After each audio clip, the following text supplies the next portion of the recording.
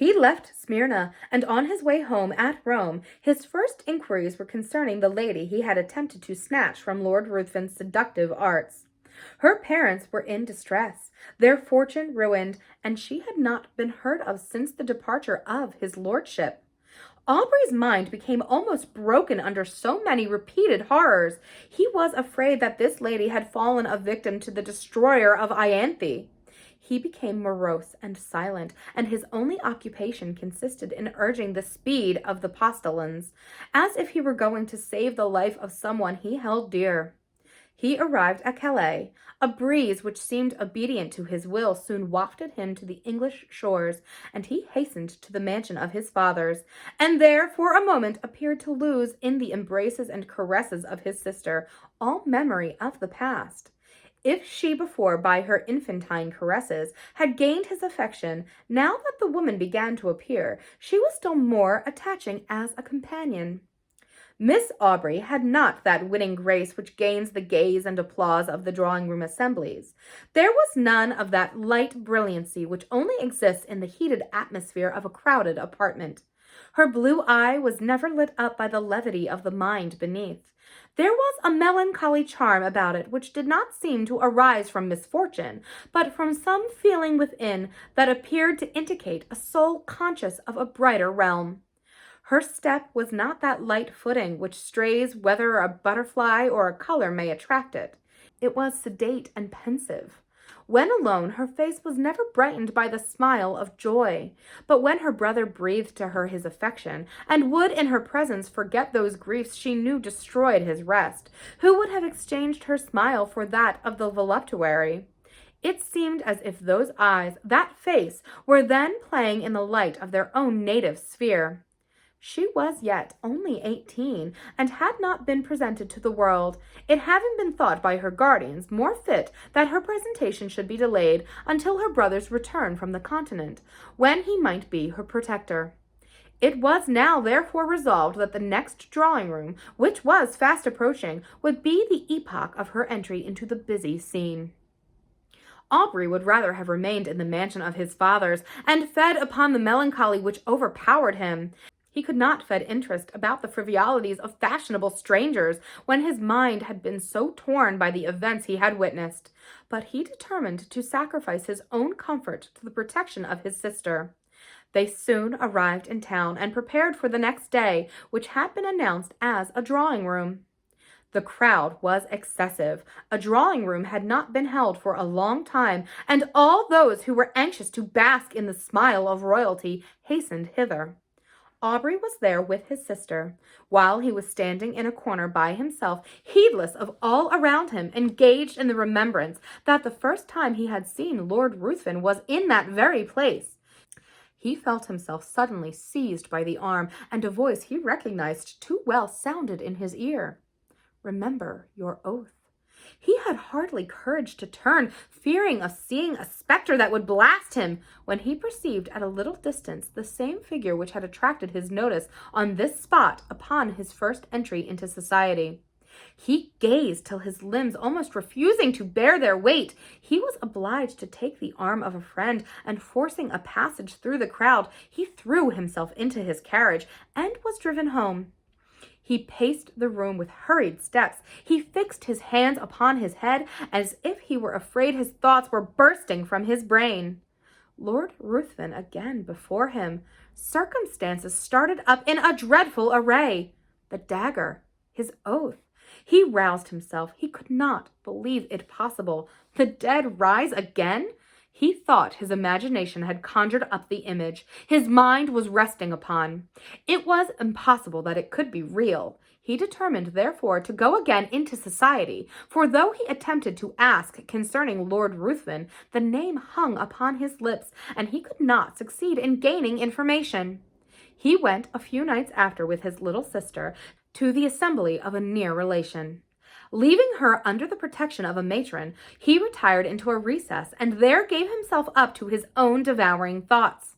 Perceiving at last that many were leaving, he roused himself, and entering another room, found his sister surrounded by several, apparently in earnest conversation. He attempted to pass and get near her, when one, whom he requested to move, turned around and revealed to him those features he most abhorred. He sprang forward, seized his sister's arm, and with hurried step forced her towards the street. At the door he found himself impeded by the crowd of servants who were waiting for their lords, and while he was engaged in passing them, he again heard the voice whisper close to him, "Remember your oath." He did not dare turn, but hurrying his sister, soon reached home. Aubrey became almost distracted. It before his mind had been absorbed by one subject. How much more completely was it engrossed, now that the certainty of the monster's living again pressed upon his thoughts. His sister's attentions were now unheeded, and it was in vain that she entreated him to explain to her what had caused his abrupt conduct. He only uttered a few words, and those terrified her. The more he thought, the more he was bewildered. His oath startled him. Was he then to allow this monster to roam, bearing ruin upon his breath amidst all he held dear, and not avert its progress? His very sister might have been touched by him. But even if he were to break his oath and disclose his suspicions, who would believe him? He thought of employing his own hand to free the world from such a wretch, but death, he remembered, had already been mocked. For days he remained in this state, shut up in his room. He saw no one, and ate only when his sister came, who, with eyes streaming with tears, besought him for her sake to support nature. At last, no longer capable of bearing stillness and solitude, he left his house, roamed from street to street, anxious to fly that image which haunted him. His dress became neglected, and he wandered as often exposed to the noonday sun as to the midnight damps. He was no longer to be recognized. At first he returned with the evening to the house, but at last he laid himself down to the rest wherever fatigue took him. His sister, anxious for his safety, employed people to follow him, but they were soon distanced by him, who fled from the pursuer swifter than any. From thought, his conduct, however, suddenly changed. Struck with the idea that he left by his absence the whole of his friends, with a fiend amongst them, of whose presence they were unconscious, he determined to enter again into society, and watch him closely, anxious to forewarn, in spite of his oath, all whom Lord Ruthven approached with intimacy. But when he entered into a room, his haggard and suspicious looks were so striking, his inward shuddering so visible, that his sister was at last obliged to beg of him to abstain from seeking, for her sake, a society which affected him so strongly. When, however, remonstrance proved unavailing, the guardians thought proper to interpose, and fearing that his mind was becoming alienated, they thought it high time to resume again that trust which had been before imposed upon them by Aubrey's parents.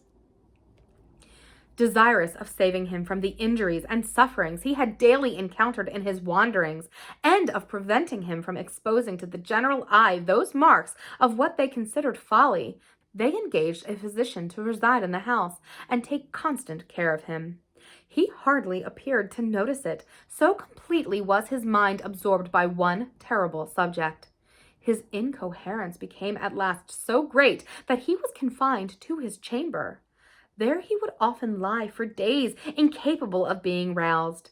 He had become emaciated. His eyes had attained a glassy luster. The only sign of affection and recollection remained displayed itself upon the entry of his sister. Then he would sometimes start, and seizing her hands with looks that severely afflicted her, he would desire her not to touch him.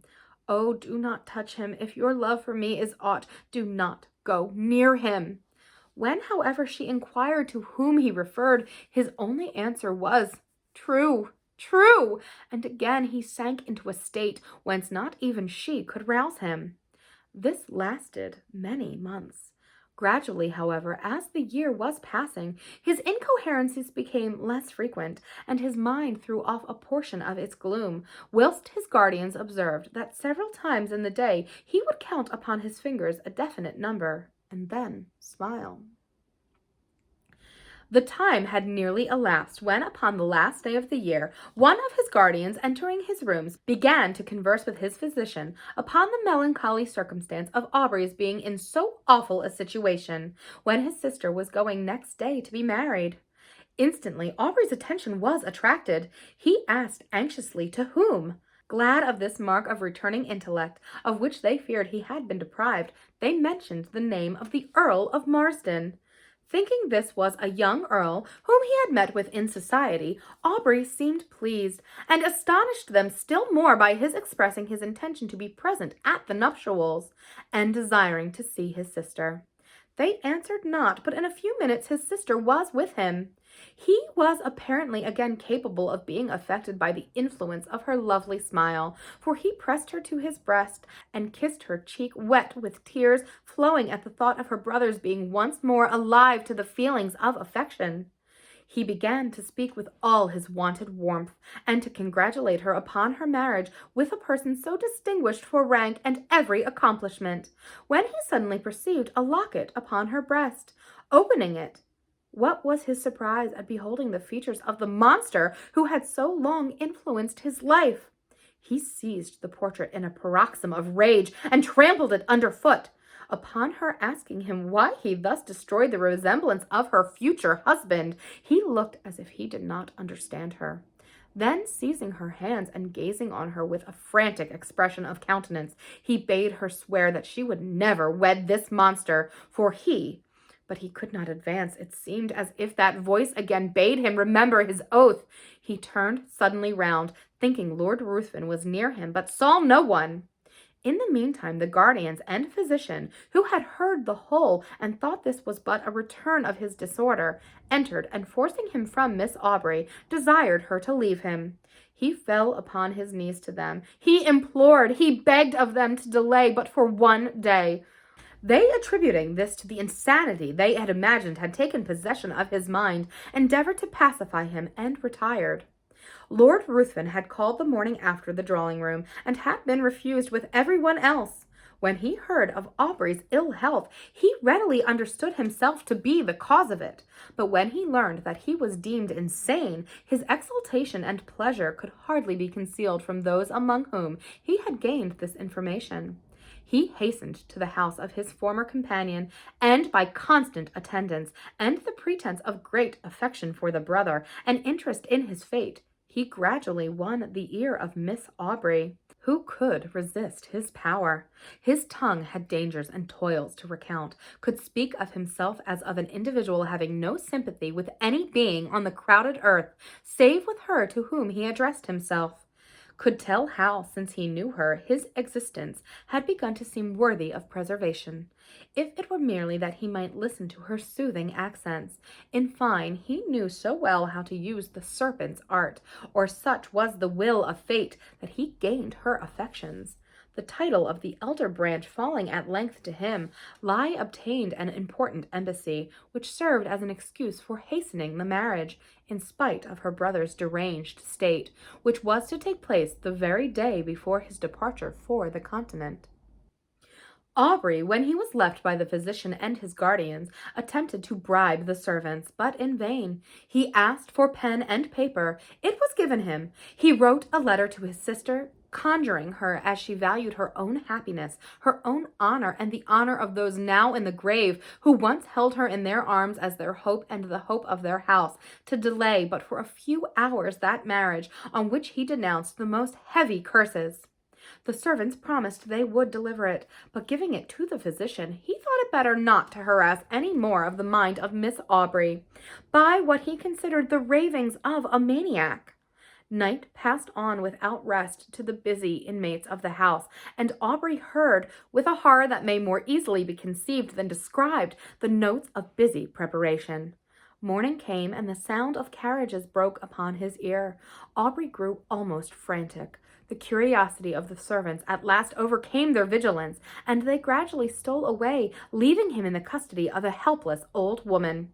He seized the opportunity, with one bound was out of the room, and in a moment found himself in the apartment where all was nearly assembled. Lord Ruthven was the first to perceive him. He immediately approached and, taking his arm by force, hurried him from the room, speechless with rage. When on the staircase, Lord Ruthven whispered in his ear, "Remember your oath, and know, if not my bride today, your sister is dishonored. Women are frail." So saying, he pushed him towards his attendants, who, roused by the old woman, had come in search of him. Aubrey could no longer support himself.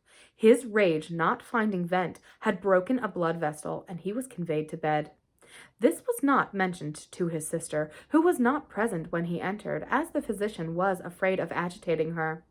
The marriage was solemnized, and the bride and bridegroom left London. Aubrey's weakness increased. The effusion of blood produced symptoms of the near approach of death. He desired his sister's guardians might be called, and when the midnight hour had struck, he related composedly what the reader has perused. He died immediately after. The guardians hastened to protect Miss Aubrey, but when they arrived, it was too late. Lord Ruthven had disappeared, and Aubrey's sister had glutted the thirst of a vampire.